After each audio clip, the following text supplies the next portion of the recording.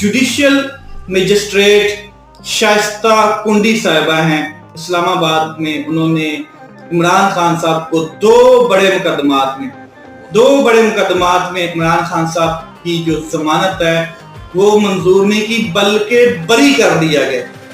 यानी कि इमरान खान साहब को दो बड़े मुकदमात में बरी कर दिया गया। और ये मुकदमात किस नौइयत के हैं, कहाँ पे चल रहे थे, उस हवाले से अगर मैं बताऊं तो दो मुकदमात हैं लॉन्ग मार्च और तोड़ फोड़ के हवाले से इस्लामाबाद में। और ये एक मुकदमा दर्ज था थाना लोही भीड़ में और दूसरा थाना सहाला में मुकदमा दर्ज था। दोनों का जो मुद्दई थे वो SHO थे।